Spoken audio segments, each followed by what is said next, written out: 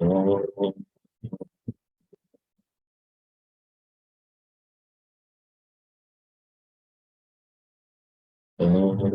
Sahana Bhavatu Sahanau Bhunaktu Saha Viryankaravavahai Tejasvinavaditamastu ma vidvishavahai. Om Shanti Shanti Shanti.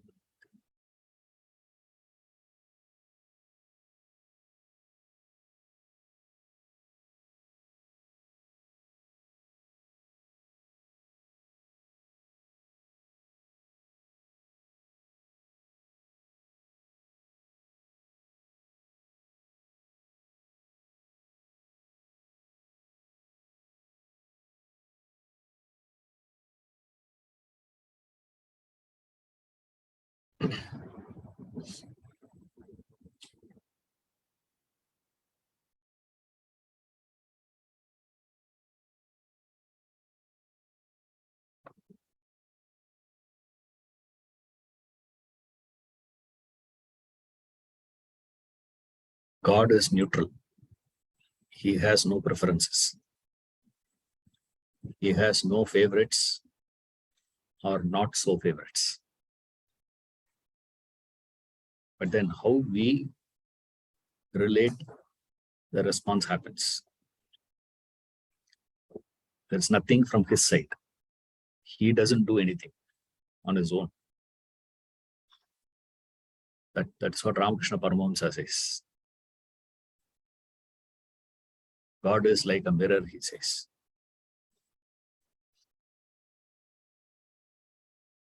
Also, he says, most of us are scared of mirror because it shows exactly what you are. And it exposes you to yourself. If it were to expose it to someone else, there is always a possibility of defense. You can defend yourself. You can put the blame on the mirror, or you can put the blame on the other person. You heard me wrong.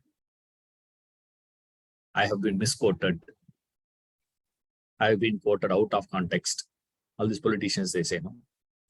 Whenever they get caught, immediately they say all this. I've been, not quoted fully.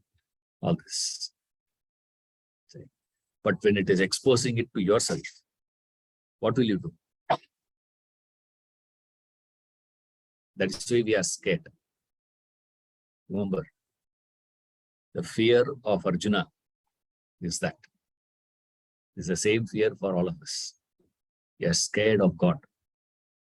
But of course, all of us will say we are scared of, demon, devil, but not God. God is all love, all kindness.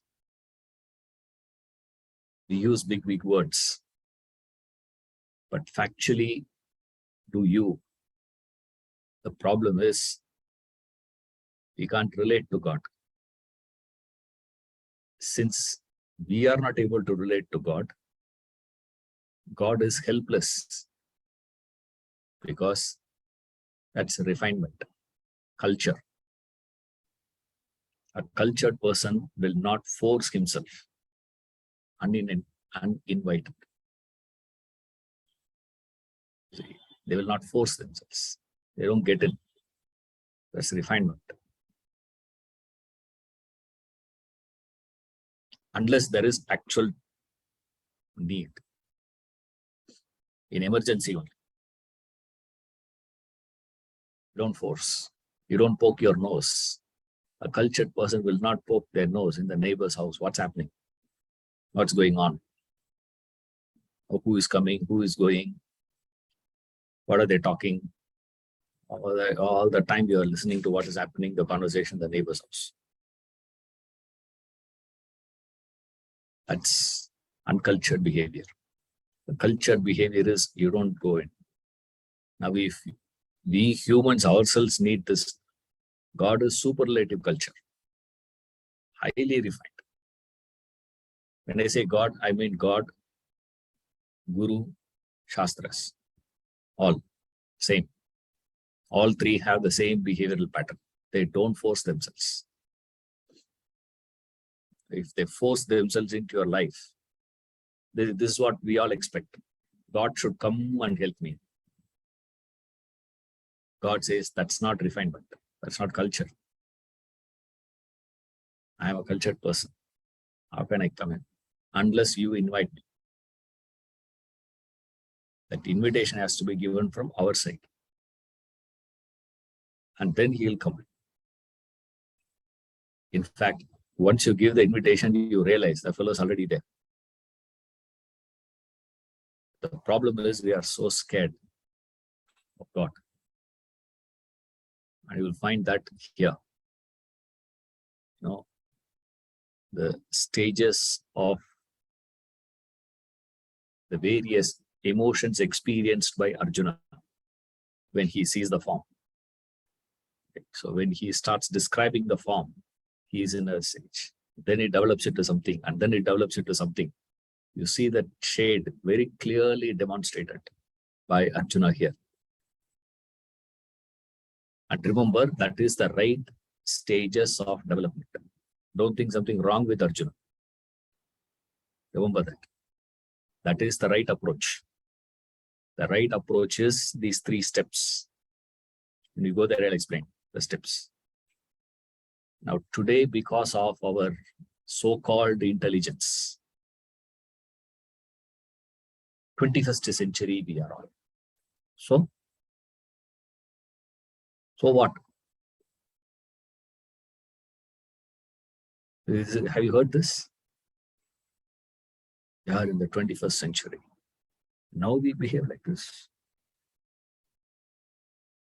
21st century, 2000 years. 2000 years in this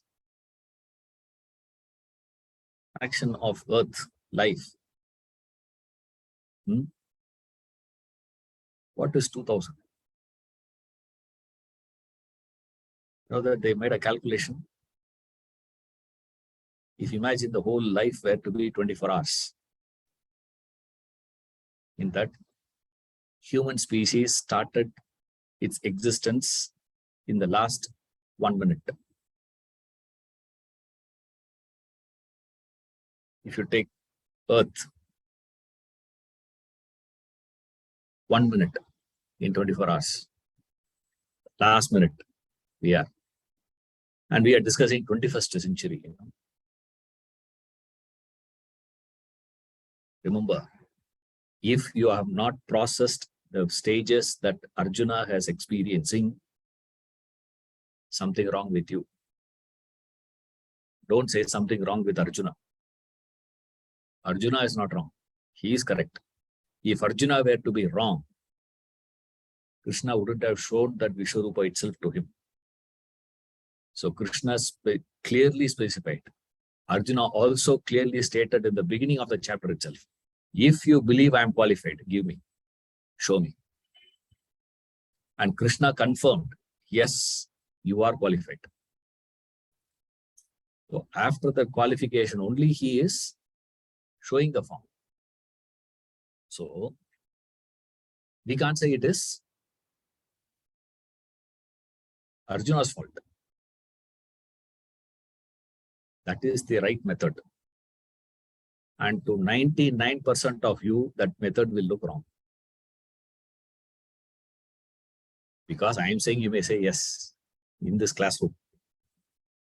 In the classroom setup, you will say, yeah, correct, sir. That's how it should be. But that's not the way you develop bhakti. Remember, we are studying this middle portion, 7 to 12 chapters of the Gita expounds this bhakti yoga. How you see God. That's the idea here. So he's seeing God as the whole universe. He sees the entire world as God. Vishwarupa. He says the whole world is God. If we were to say he is seeing, or you can put it the other way also, that In God, he sees the entire world. Either you can say he sees the whole world as God, or he is seeing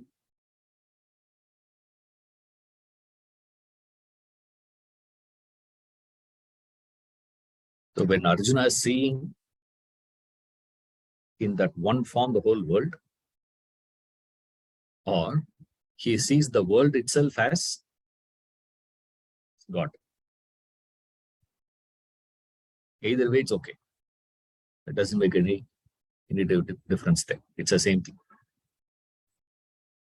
So Sanjay is reporting to us. Arjuna is seeing. And then Arjuna himself will start his description of the cosmic form. Right? Verse number 14. ततः स विस्मयाविष्टः हृष्टरोमा धनञ्जयः प्रणम्य शिरसा देवम् कृताञ्जलिरभाषत ततः स विस्मयाविष्टः हृष्टरोमा धनञ्जयः प्रणम्य शिरसा देवम् कृताञ्जलिरभाषत. Dhananjaya, struck with wonder,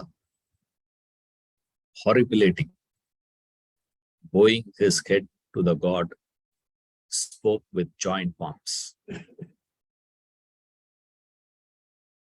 Dhananjaya is another name for Arjuna. When Yudhishthira wanted to do this Rajasuya, Arjuna went round and collected, won over so many kings,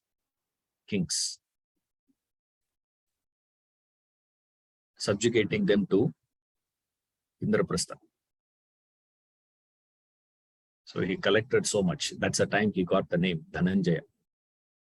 He got so much of wealth to fill the coffers of Indraprastha. Dhananjaya. Dhana means wealth. Jaya, the one who has victorious with wealth. He spoke. There's a pun there. The fellow has won the wealth outside. Inner wealth is nothing. Outer wealth, yes, not. Inner wealth is not there. Sanjay is, sarcastically saying, we don't know. Or maybe he's saying, he got that, now he is getting this. Now he got the external wealth, now he is getting the inner wealth. So therefore, he is complete Dhananjaya. Depending upon our mood, we can interpret. If you are in good mood, second interpretation. If you are really, like we say, democracy and mob rule. If you like the style of governance, we call it democracy. If you don't like that style of governance, you call it as what? Mob rule. That's all it is. It depends on, our eyes. So same way, the word Dhananjaya is struck with wonder. Vismayam.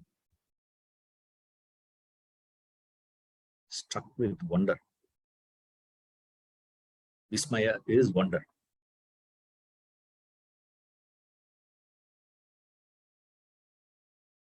Horripilating. He is getting goosebumps.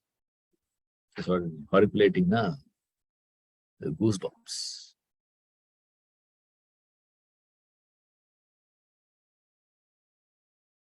If you are not getting goosebumps seeing the deity, there's nothing in you.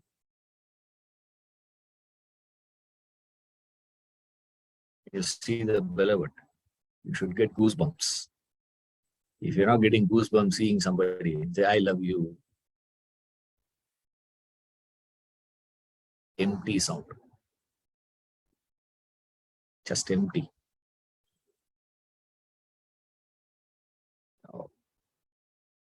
We have experienced the tears of pain, sorrow, misery. If you have not experienced the tears of love, there's nothing in your life. You have wasted your life, actually. Have you ever had the tears of love, joy, devotion? And your argument is, take you only half a second. If you are given half an hour, what are you going to do? They give us only half a second, They say, Jargandi. Now the court has given order also. You should not touch those people. You know that? High Court order. You should not pull and push people there. You can stand there and keep saying, Jargandi. That's all. But you can't pull them. Don't go there and start all that. Other fellows will, stamp over you and go. Better move. But then our argument is what? Should get the goosebumps.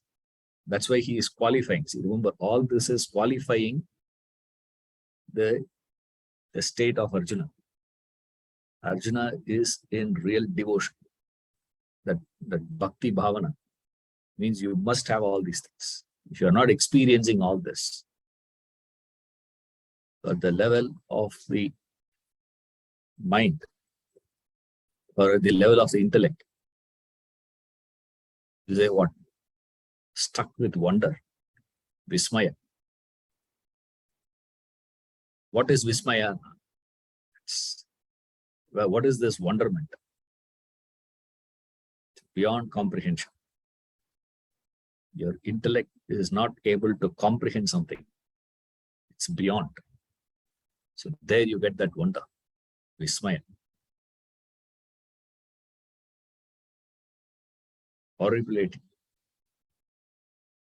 The impact of that at the level of the body.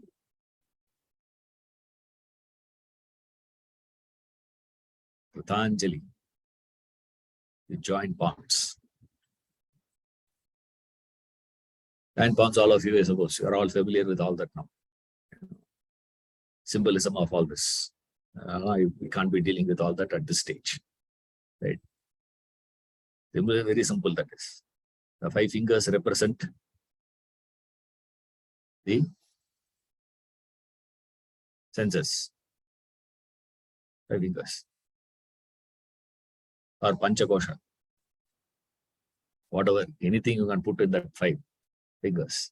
The palm represents the root. Brahman is a foundation.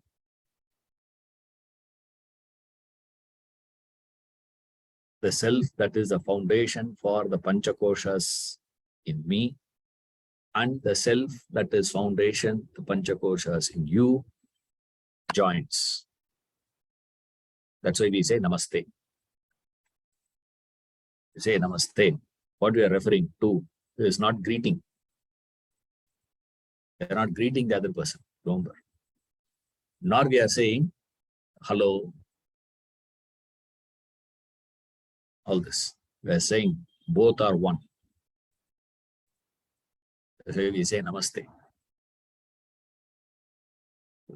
Here, joining palms, signifying that unifying the reality in all.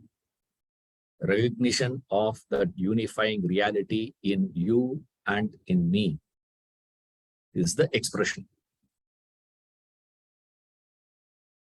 Join palms. He spoke these words.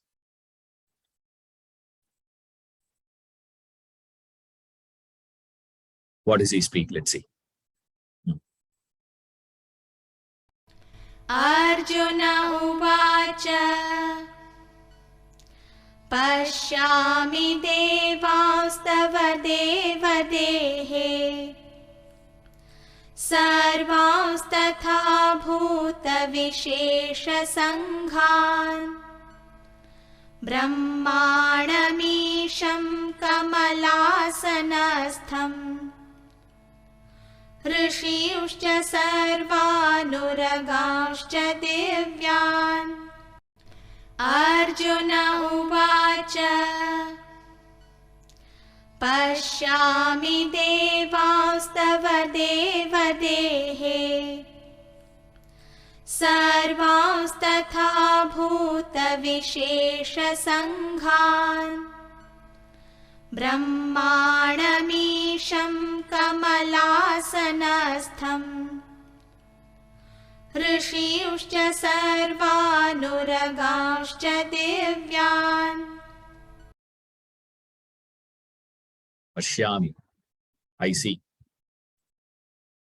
Oh God, I see in your body all the gods and hosts of various beings. Brahma, the Lord based on the lotus seat, and all sages and divine serpents. Oh God, I see all that. I see in your body. Then he is describing what he is seeing. See, the difference you should understand. One is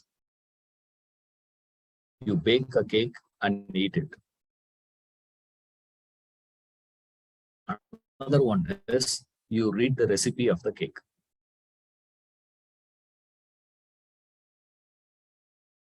Arjuna is eating the cake. We are reading the recipe. Please understand the difference. Right. To him, it is an experience. For us, it's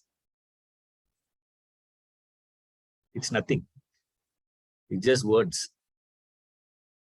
You see, so remember that. He is experiencing and speaking. And for us, it is. And remember cake. Then you will understand. 11th chapter. What is 11th chapter of the Bhagavad-gita, sir? Cake recipe. Cooking recipe. Imagine you read recipe after recipe after recipe. Doesn't make any difference to you. Or even you can watch in YouTube also. And keep on watching in YouTube. I see in your body. So for him, what is it? It is actual visualization of Arjuna. For us, it is just an experience. But for him, it is actual experience. So remember that. Then he starts describing what all is seen there. That's not a big thing for us. What is interesting here is this. So first he says, oh God, in you I see all the gods. That is important. There are two words he uses here. One, Deva, God. Another word he uses is Devan, gods. Devan means gods, means plural. Deva means God, singular. In one God, he is seeing all gods. And we say Hinduism is polytheistic. I don't know what to tell you. So very clearly he says, I see in God all gods.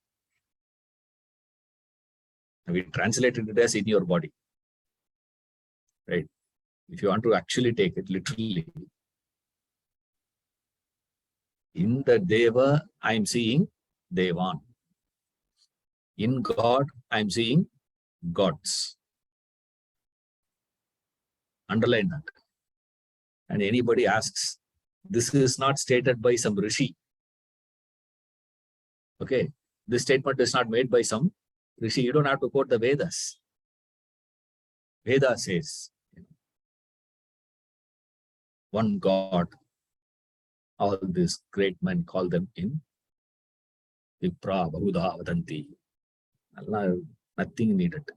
One ordinary fellow who is just a common folk, as Arjuna. Ordinary, say, is not a rishi. In that sense, I'm saying he's ordinary. Right? Don't immediately think you and Arjuna are same. You are not same. He is not that. Therefore, he is ordinary, we say. He says, in you I am seeing all gods. This is the first statement of Arjuna. I see all gods in you.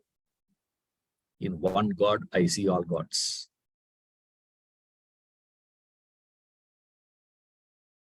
Now, first stage, the impact of his describing the form.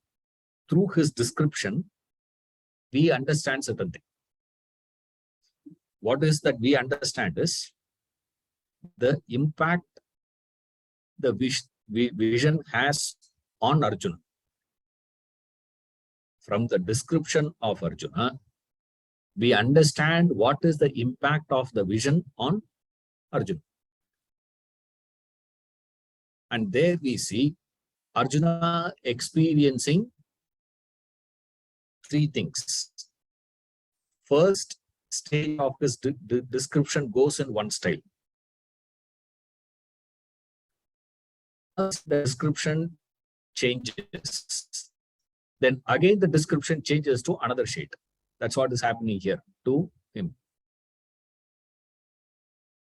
Now, from 15 to 22, Arjuna is stuck with wonder, Vismaya, or we use the word Ashcharya. Ashcharya.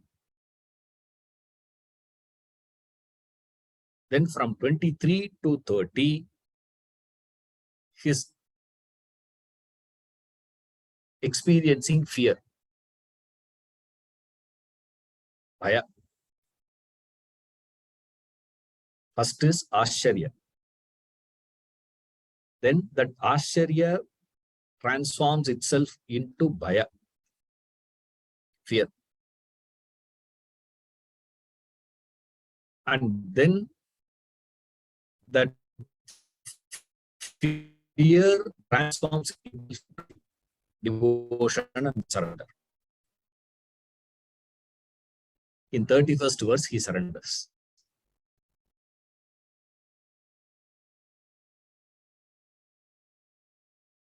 How this impact of this form on him. This is a broad understanding. So, Ashcharya to Bhaya, from Bhaya to Bhakti. This is how Bhakti will be developed. You have to have an element of Bhaya in God. If you have never experienced Bhaya, fear, don't come here and say, why should you fear God? You should love God only. You should surrender to God. That is after. Remember. See, this is where we have learned prematurely. You are exposed to certain ideas and informations prematurely. And this is fashion to talk these days. So in the tradition, they say Bhaya and Bhakti. What you should have in God, there should be Bhaya and Bhakti. First word is Bhaya. You should have fear. And then only you can have Bhakti. When Bhakti matures, after that there will not be any fear. That is why I always remember, Sattva and the tamas will look same. It look very same. But remember, if you were to misunderstand tamas to be sattva, you are in danger. And 99% your understanding is tamas only, no matter what you understand.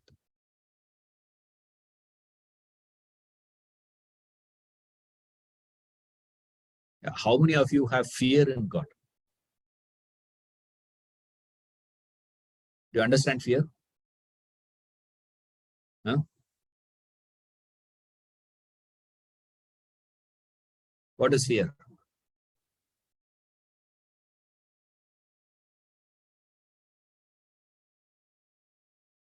Why fear? You will have fear. You should have fear.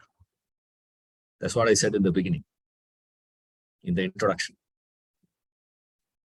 You will have fear with anything and anyone who is going to expose your weakness to yourself.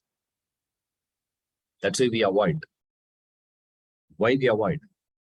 Is exposing your dependency, exposing your weaknesses, exposing your ego to yourself, your ignorance, your stupidity.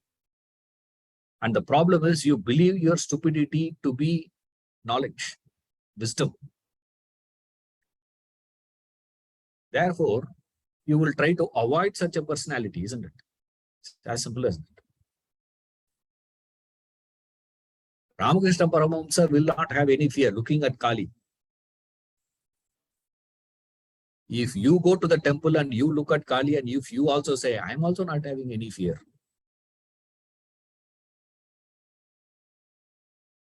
That is sattva, this is tamas. Remember that. If you are not having the fear of Kali, I'm talking about just the picture.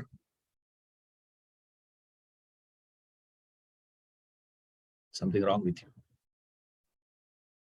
Must have. You will have it. Natural, that is. Why natural, sir? It's a law of life. With anything unknown, there will be fear. Isn't it? Unknown will trigger fear. That's why in pitch darkness, you don't walk freely in your own house. Every step. That's why they have a bed lamp now. You know, that lamp. They call it night lamp. So they use different terminologies for that. A small light will be on throughout the night in the room. And they say it's better to have blue light. It will give you better sleep. I say, after closing your eyes, what difference does it make? But anyway, something they say. Maybe if you keep on looking at blue light, you'll get sleep. But then in the laptop and mobile phone and all, they say, blue light will not allow you to sleep. Therefore, cut down that blue light. Correct? You know that? Blue light, correct? Huh? I'm saying correctly, Now I'm getting a doubt whether it is true or false. Because the way all of you are looking at me, it's like, what is he talking?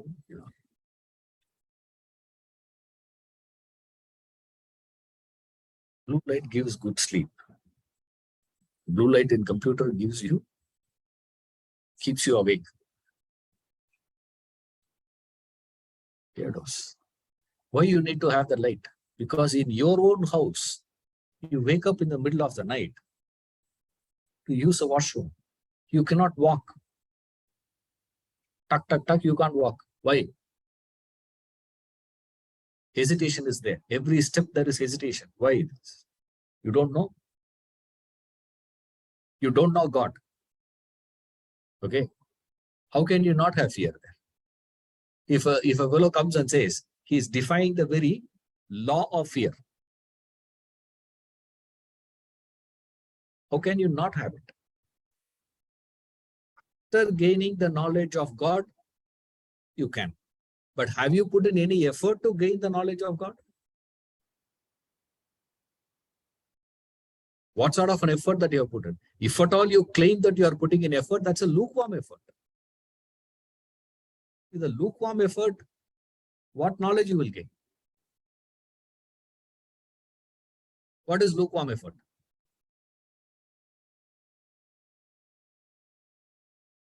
At least that you should know. What is lukewarm effort? Attending Sunday class. I'm coming to your class, no? The fellow said, attend only your class. So,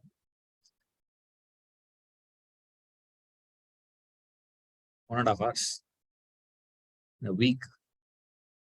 This is effort.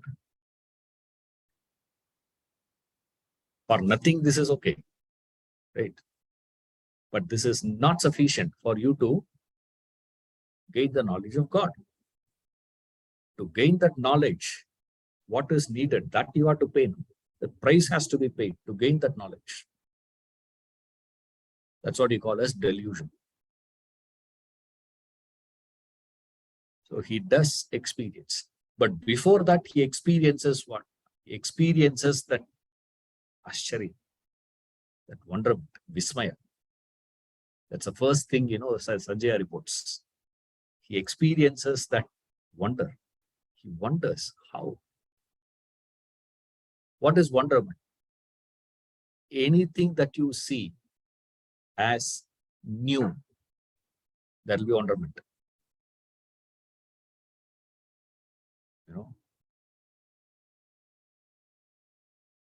When this Roja movie audio cassette got released, you have heard songs. We have been hearing M.S. Viswanathan to Ilayaraja, many of them. The moment you put on that tape, the clarity of the sound, same tape recorder, same old Panasonic tape recorder in our house. We had just sheer clarity of that sound. Say, what? Play again? He thought, actually, I thought something wrong with our tape recorder. Because the sound cannot be coming like this. This clarity of sound we have never heard. Wonderment. And my father used to say, one transistor radio to be there in the tea shop is given. People would sit there and watch. I still remember television. The second house in our street to get television is our house. The first house is they are super rich people, according to us. Now only when I look at them, I go to there and see. Oh, this house I thought as something like palace. That house I used to look at the house like palace. How it looks, very different. Second house to get. And when I saw that television, I'm seeing first time. I still remember. First movie. Partal Pasitiru. It's the first movie I saw. TV. Shivaji Ganesan. That evening. The hall was packed in our house. There's no place for me to enter. Me to go, there's no place. Not like loosely packed like this. Just packed. There's many of them from neighboring street, they are there. Oh, sitting and watching that. They're actually seeing person in that TV. How? It's very new. Wonderment. How? How? How? How long that wonderment will continue?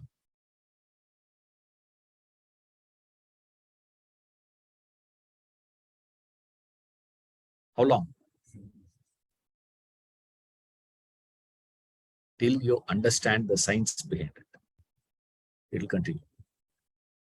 The logic behind it. The reason behind it. The principle. How it works.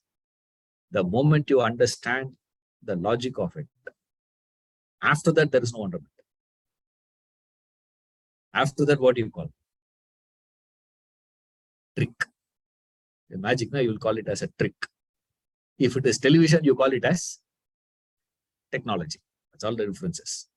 Oh, that's a trick, man. Come this fellow. He goes inside, actually cuts it into two halves and separates also. It's not that, just simply cuts and leaves. He is separating the box. One part goes this side, other part goes that side. And she is waving hands. I said, what nonsense is this? It's unbelievable. I remember the magic show. One fellow came to our school when I was in UKG. Must have been UKG or I don't know what. I don't remember. Neighboring village. I used to go to that school there. This man, brought a paper. He's showing a paper, green color paper. He puts it in water, turns it into pink. Takes that and puts there, pink. It's still in my eyes, the wonder with which I saw that fellow. Something they asked, I gave a reply for which he gave one pencil also to me, prize. One pencil. To give that pencil, neighboring school headmaster came. High school headmaster was there. That fellow is my uncle. Manimam. He came. And they called, Ishwaran. I went. He said, "Dai, I asked." That's why I remember that pencil, very vivid memory of mine. I saw that man doing magic, this magic I could never forget. Till I came to 8th standard. Hydration. You just put that a chemical. Chemistry. Once you understand the chemistry of it, what is it now? More ashcharya. Remember, wonderment will be there. Ashcharya, that sense of awe will be there till you understand something. Once you understand what happens, it's done. And anything new is yet to be understood. Like first time when I heard stress is not external, it's internal. Like what? I challenge you to give me one scenario in the world where stress is caused by external factor.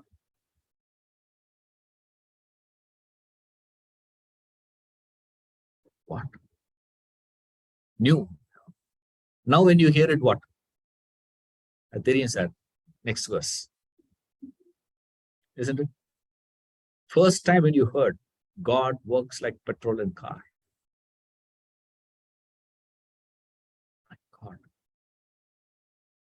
What an example, man.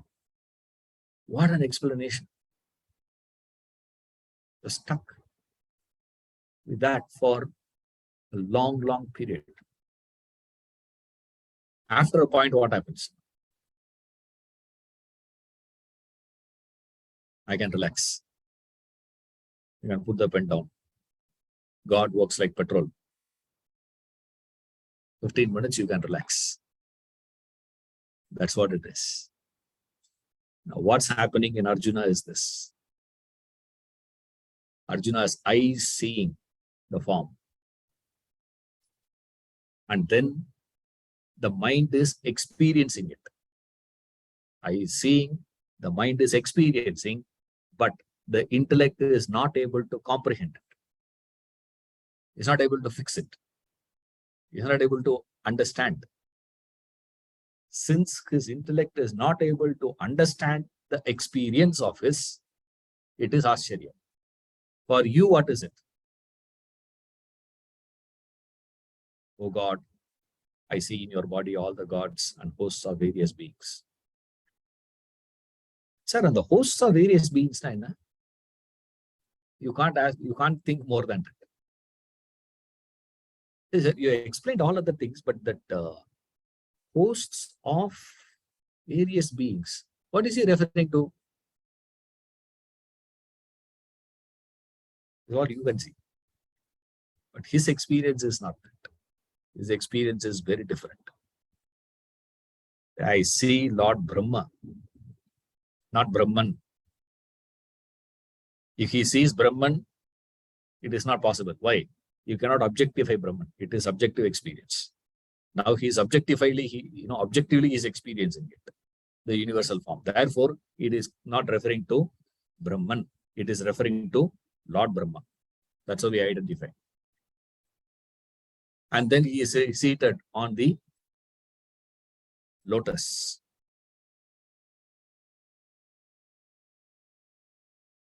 Seated on the lotus. And all sages. Now, when you are reading this, what you need to remember is, what you have to do as your homework is, if Krishna were to show you the cosmic form, what will you see?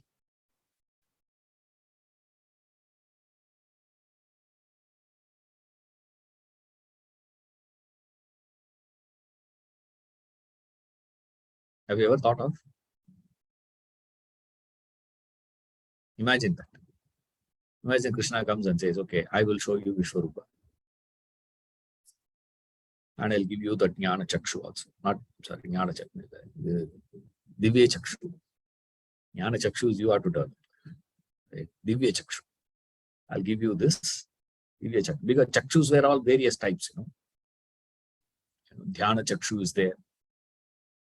Viveka Chakshu is there. So, all various types are there. This is, one type is this Divya Chakshu. He gives and says, okay, I offer you free gift. You have attended Ishwaran's class for so long. You are qualified. You have done enough tapas. I'll show you the form. What will you see? Will you be seeing what Arjuna is seeing? What will you see? What is your understanding of universe, world, God? God forget. World.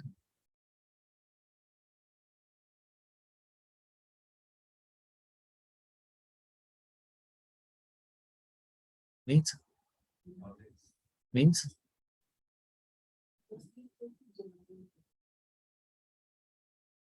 What you imagine? That's what my question is that. What will you visualize?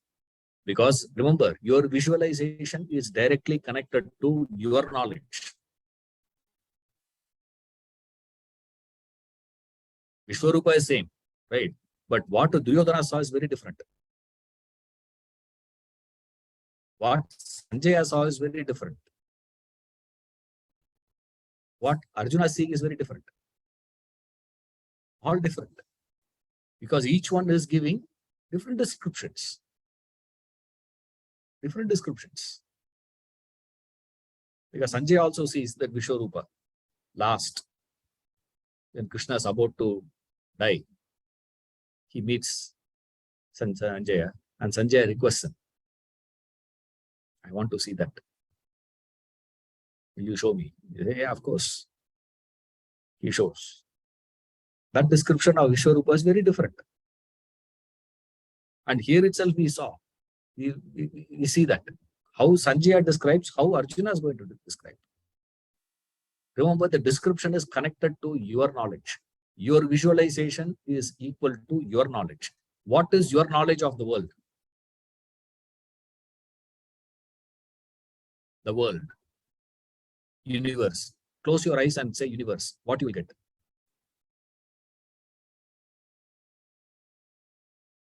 You'll get Milky Way, planets.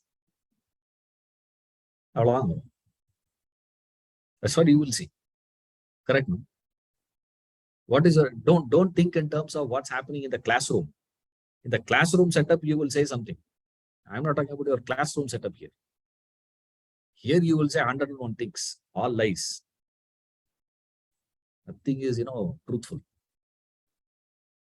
Because you are not your own self when you are sitting in the class, remember. You are in a different frequency. That's not you.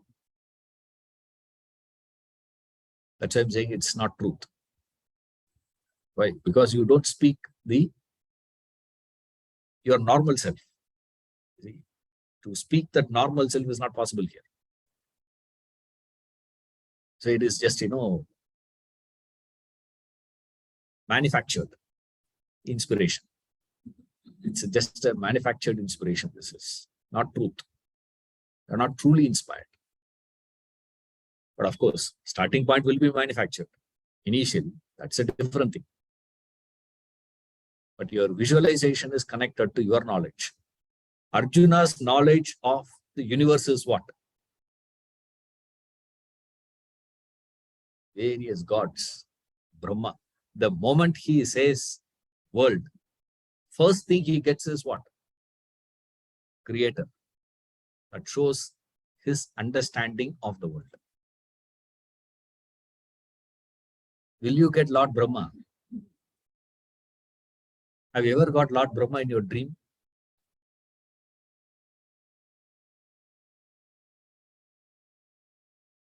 Krishna, no chance. Brahma himself is not there, the one who created you. The creator itself you forget. Seated on the lotus seat. All sages. Second one, he says, all sages and divine serpents. Right. The moment Vishnu is there, along with him, who will be there? Sesha, Vasuki, Sesha, those people he is referring to. Those people, they will be there. Without them, it's not possible. He will not come out without them. Like that, he says. 16. अनेकबाहूदरवक्त्रनेत्रम्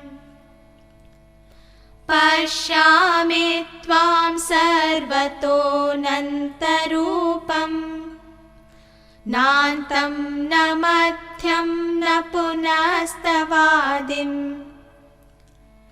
पश्यामि विश्वेश्वर विश्वरूप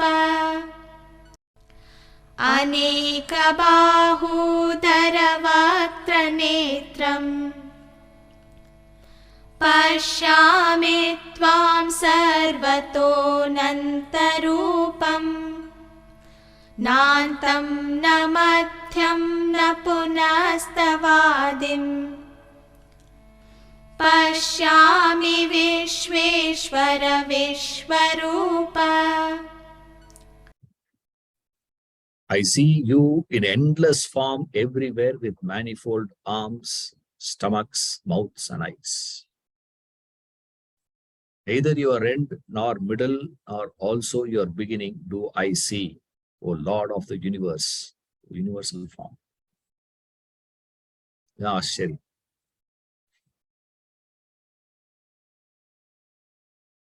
How will you explain this? Poetry. You can't explain all this. It's poetry. He's suddenly getting into the poetic mood. Yes. I see you in endless form. Everywhere.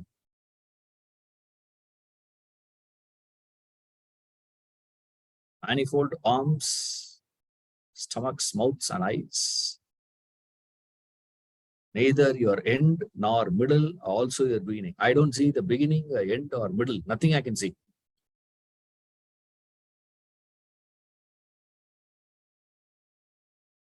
So big, so vast.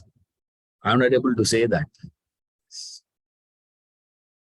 Na Adim, na Antam. I'm not able to see the beginning or the end. Any other end in the sense he is referring to head or feet. Because he is able to describe other things. I see your arms, stomachs, mouths, eyes, but head, I'm not able to see it. Like we see, Linga Purana says, Shiva appeared in the form of the Linga. And this Vishnu and Brahma is not able to locate his head or his feet. It goes on and on, like that. It's just poetry, this is. What you need to understand is, physically such a thing is not possible. Remember, physically such a thing cannot be experienced. Actually, how can you see something like this? I can't see the beginning or end or middle. Then what are you seeing? Either you should say I'm seeing the starting, or you should say I'm seeing the end, or I'm seeing the middle.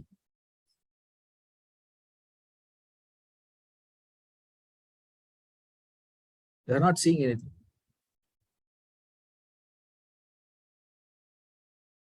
I remember one fellow, to a child, they wanted to demonstrate to us, how smart the child is.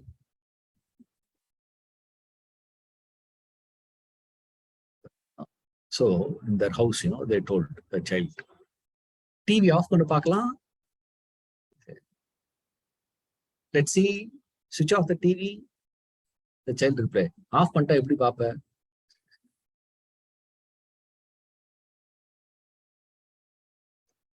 Switch off the TV, how will you see after that? Like that, Yeah. I can't see either you should see this or you should see this. And the fellow says, I can't see any one of that. So what is he seeing then? He's seeing a form, but he's not able to define that form. So are you going to call it as form or formless? That's what Saiva Siddhanta explains. There they say it is Aruvuruvam. God appears in 3 stages, it seems. Aruvam. And Uruvam means form. And Aruvam means no form. And there is a stage called Aruvuruvam. Form without a form. In the stage, Vishwarupa. That's what it is. That's what he's explaining here. I see all this everywhere, all directions. Everywhere means in all directions. I see you everywhere, not just one here, all around me. I see this side is like 360-degree, TV. Everywhere. 17. किरीटिनं गदिनं चक्रिणं च तेजोराशिं सर्वतो दीप्तिमन्तम् पश्यामि त्वां दुर्निरीक्ष्यं समन्तात् दीप्तानलार्कद्युतिमप्रमेयम् किरीटिनं गदिनं चक्रिणं च तेजोराशिं सर्वतो दीप्तिमन्तम् पश्यामि त्वां दुर्निरीक्ष्यं समन्तात् दीप्तानलार्कद्युतिमप्रमेयम् I see you with diadem, mace, and discs,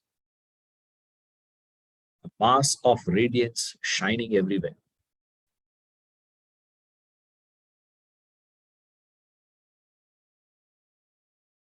Tejo Rashi, mass of radiance. Hard to look at, radiance, can't look at. Shining all around like the glorious fire and sun. Prameya, immeasurable. Now he starts describing the Vishnu form, the Chaturbuja Vishnu.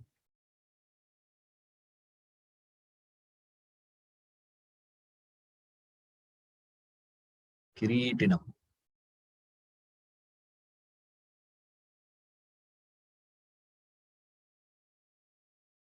Kirita, yeah, cap. That's all. Nowadays we don't use a cap, hat. That Kirita, they had all of. You have a hat. Imagine a fellow says you have a hat, you have a shirt, you have a tie, you have a trouser, and I see your shoes. That's all it is. Krishna cannot be coming with all that. So he is describing all of. There's nothing big there. Yeah.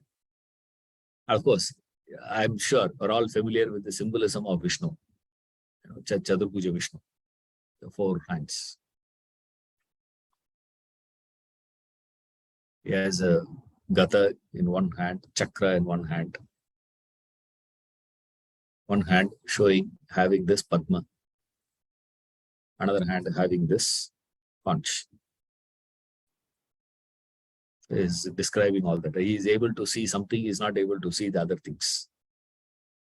This fellow is able to see this Shanku and Chakra. Other 2 hands he is not able to see. It's not clear. Blur. He says, I'm not able to see it. Why? Because it's too dazzling. The radiance is too strong. I'm not able to see clearly. I'm able to see these things, but other things are not clear to me. What is this? It's shining like fire and sun. It's like dazzling. Fire and sun. And finally he says, Aprameya. That's the interesting one. Prameya means the object of your knowledge. That's called Prameya. The instrument with which you get that knowledge is called Pramana. Prameya means the object of your knowledge. How did you gain that knowledge? The means, the method is called Pramana. Right. Pramata is the one who has the knowledge.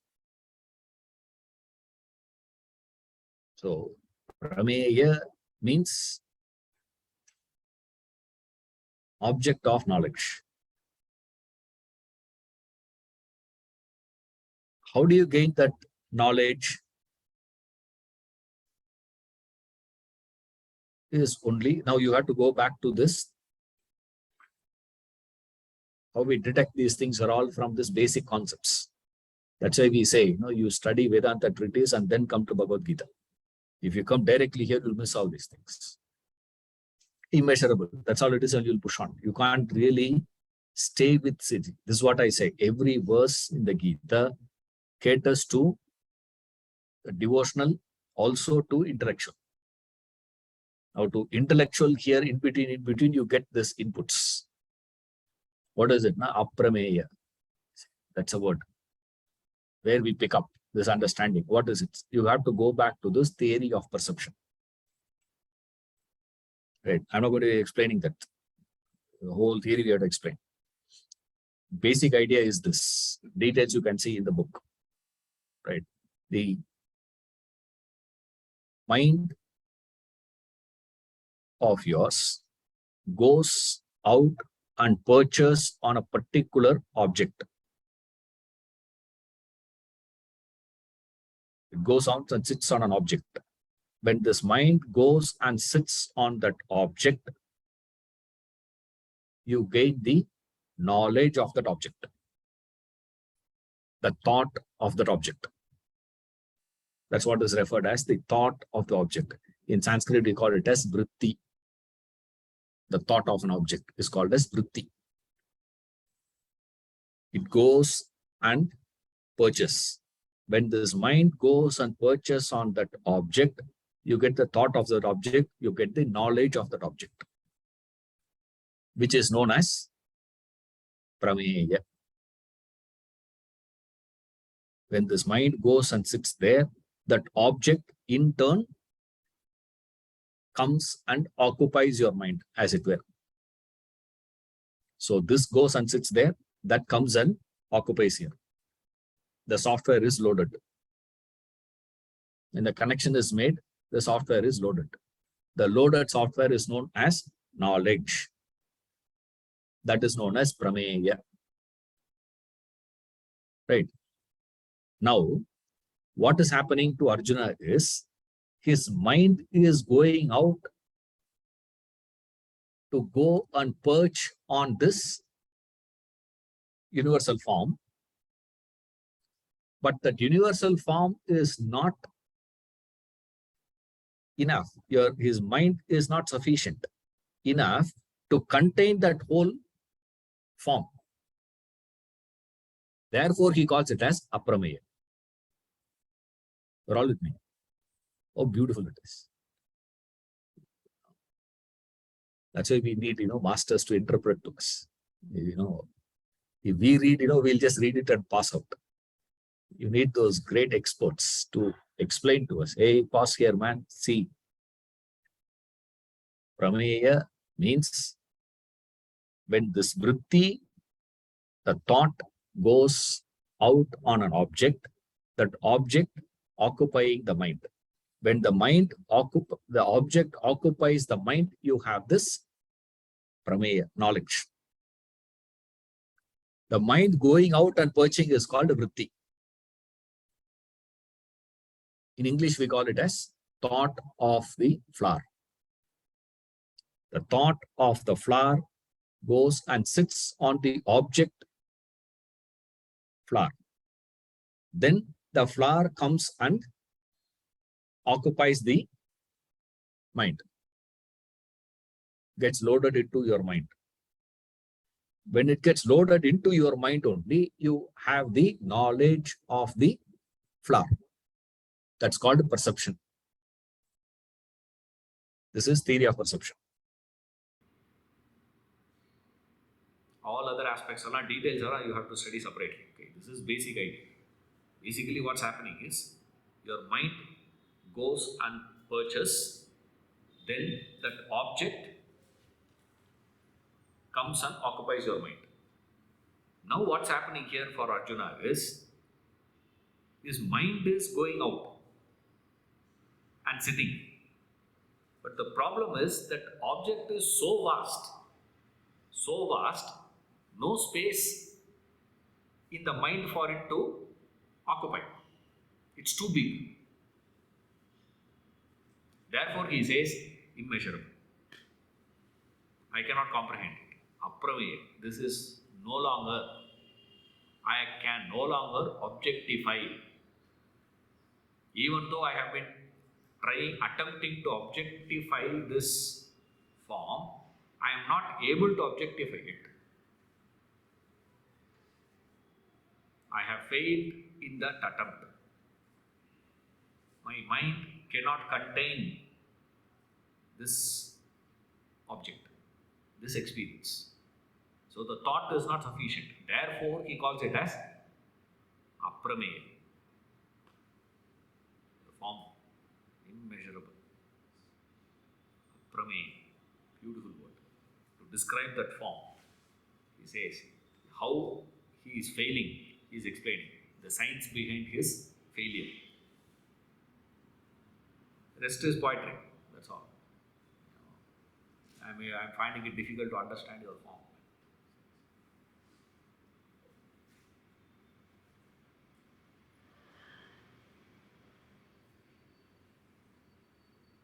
We'll see you next class.